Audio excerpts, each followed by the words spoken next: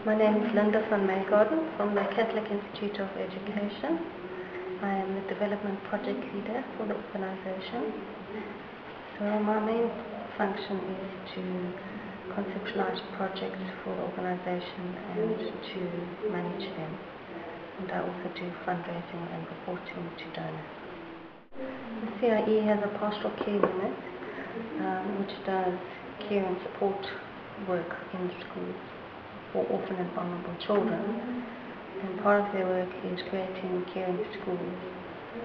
So there's a story about a boy from a certain primary school called MEYGAARDEN Primary School in Lukau village, which is a rural village in MEYGAARDEN province, about 30 kilometers from the nearest town. And this school is close to another high school. There's 5 schools in the village, but the Caring Schools project was with 2 of the schools. And what the CIE did was we decided to run an advert for local community members to apply for a volunteer position, which we called the school-based facilitator.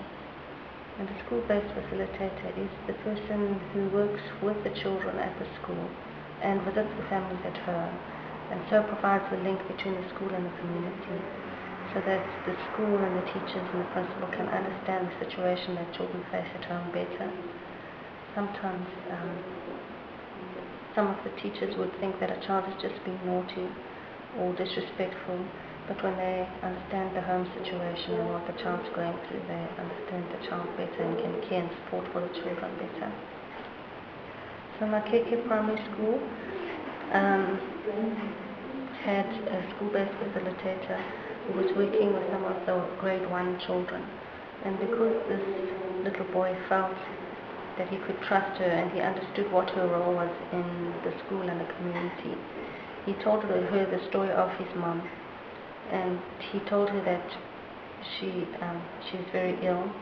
There was no one else at home looking after him, and she didn't get up during the day even to do anything because she was so sick, and all she would do is drink Coke and not eat anything. So he used to save the food from the school nutrition program so he could take it home so his mum could have something to eat.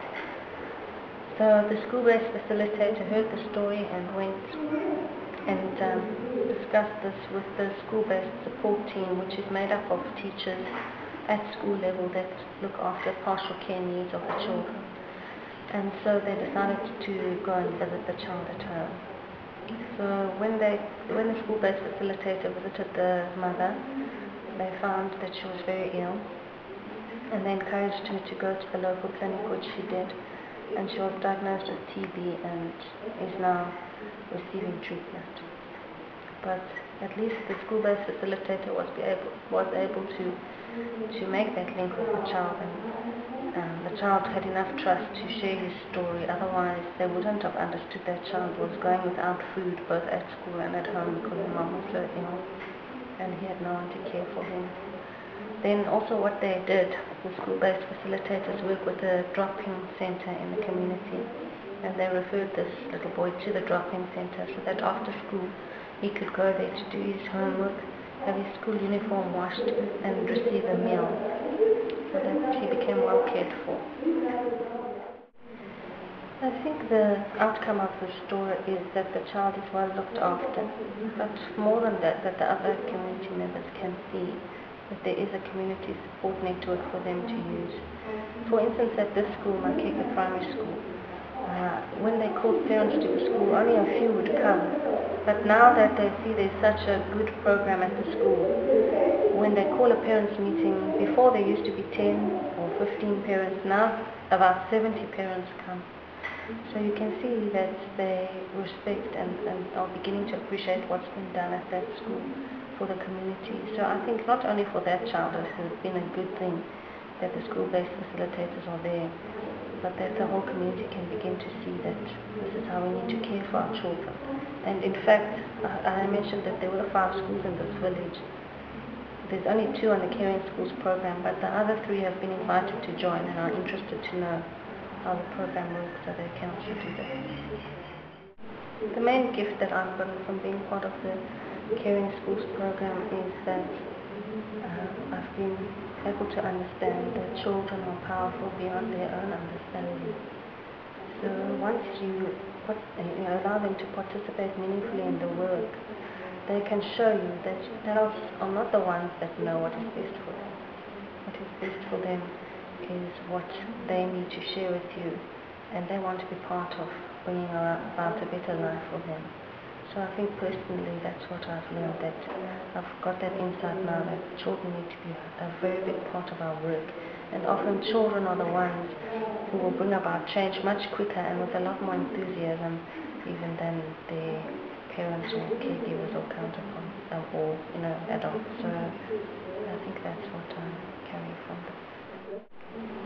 In my own life at home, I make use of the participatory approach because I have an older child which my husband and I have adopted, and we've come to understand that as young parents you don't always have the answers for that child, just for yourself.